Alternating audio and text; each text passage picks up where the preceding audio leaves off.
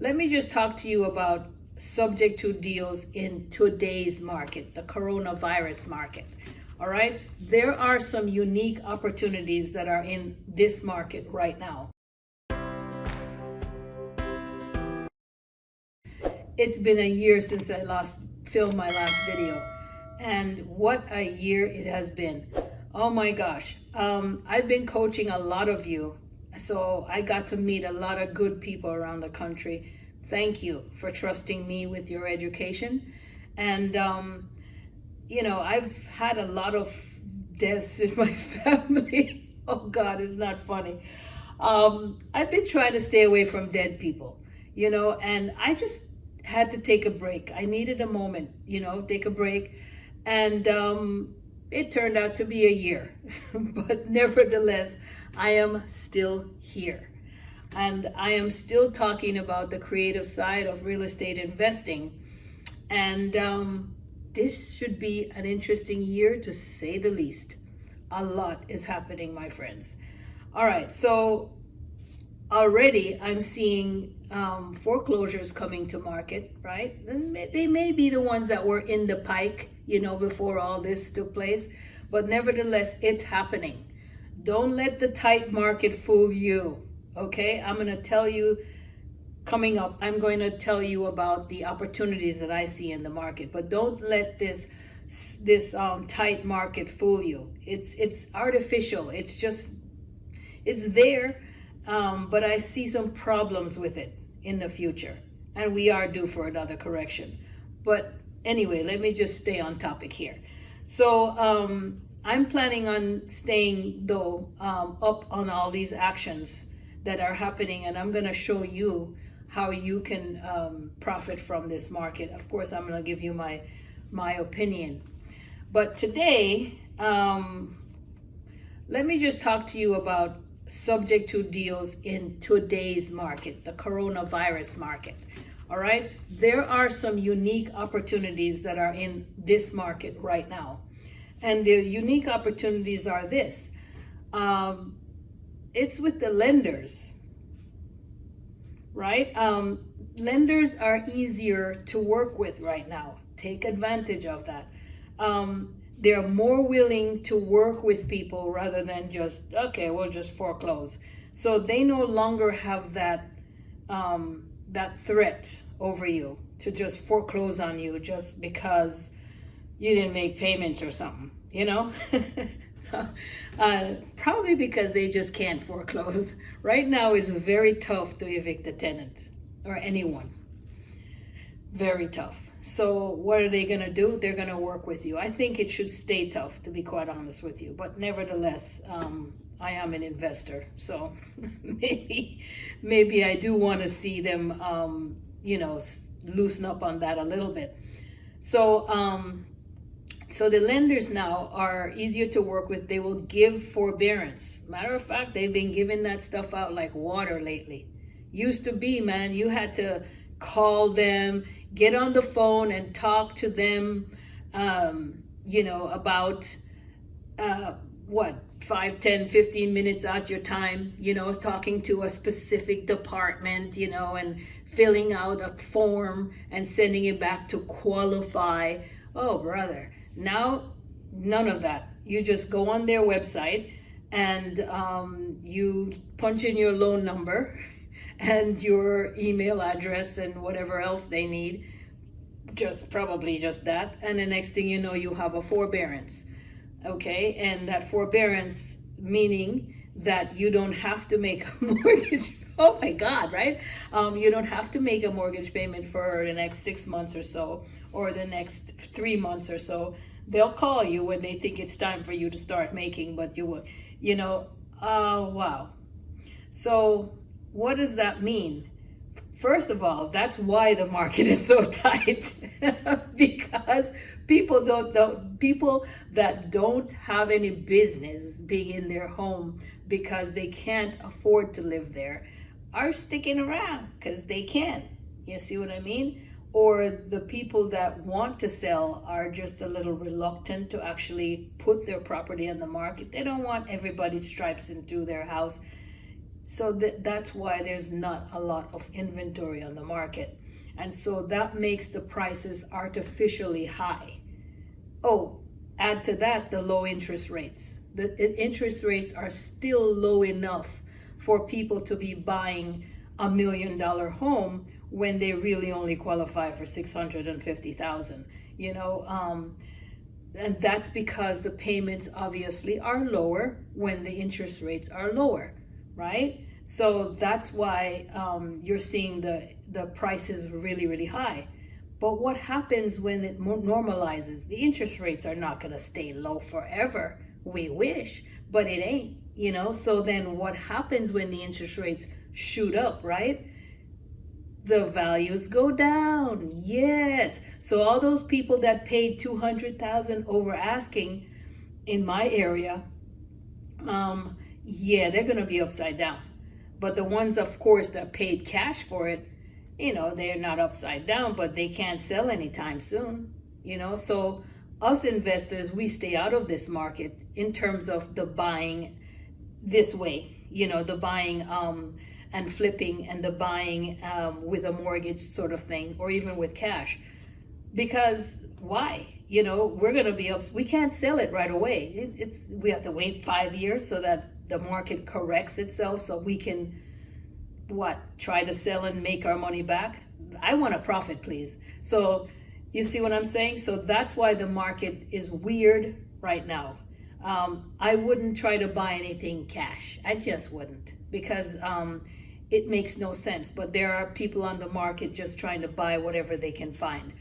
I cringe when I see that, because I know that as a realtor, I don't want to be the one selling them that, because, oh my gosh, I got an offer like 500,000 over asking, but guess what? I better have my stuff signed properly by those people, because they could come back to me and say, yeah, we're upside down because of you. I'm thinking, no, it's because of you. But I took the commission though. It's, where do you draw the line? And I'm not really happy with that part. Although it sounds good, right? Somebody's making money somewhere and the sellers are making a profit. But I what's going to happen down the line? Because it's just artificial. So where is the opportunity for subject to investors? You don't care if it's upside down. You won't. We're like the little dogs under the table going, oh my gosh. But okay, but do you see what I'm saying though? Okay. So if you can look at everything, what's going on, right? And you dial yourself in the market, because you will make your money even when other people are running away from it. Okay, so that's why subject to and the creative side of real estate investing, we know no limits and no market scares us. So you always want to look, there is always an opportunity in all of the markets for us. Okay, and I'm going to tell you what they are. All right, so the banks are giving away the forbearances and they're encouraged to give loan modification. That's a good thing, okay? And I said, it's not like the last time where we had the correction, right? Where we had to actually dial up someplace, the bank, and then try to get a refi, and be told, no, you can't get a refi. Actually, we weren't able to get refis, I remember now, because no one else was doing refis, because nobody had money nobody wanted to risk their money in that market. Now the interest rates are so low that they will, anybody that wants a refi can have a refi. So that's another reason why it's tight, the market. But, more on that later. So then, of course, the government-backed loans, such as Fannie Mae, Freddie Mac, FHA, USDA, VA, did I miss anybody? They are the underlying investors on their loan, right? They're mandating their servicers to work with their borrowers based on certain guidelines that they have. You can find out what those guidelines are by visiting each of their websites.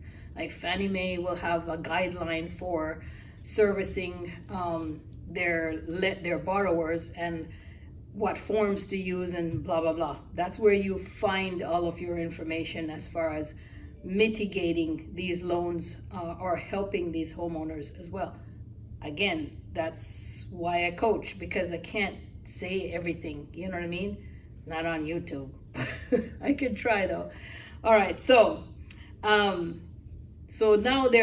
people are having an easier time negotiating back payments. Yeah, so that's the point of it, right?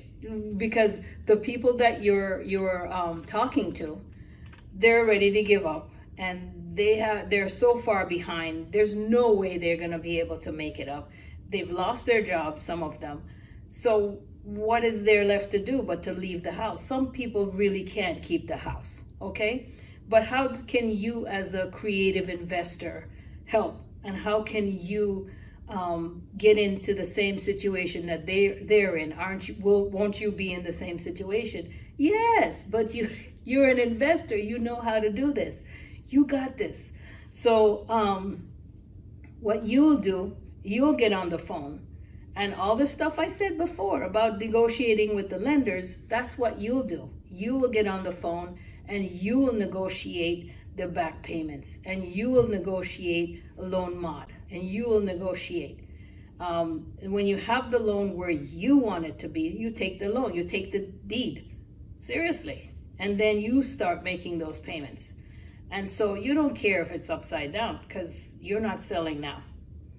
Okay, so the other thing is a lot of people are behind on their mortgage. A lot of people are not going to be able to recover. Okay, it's just a fact.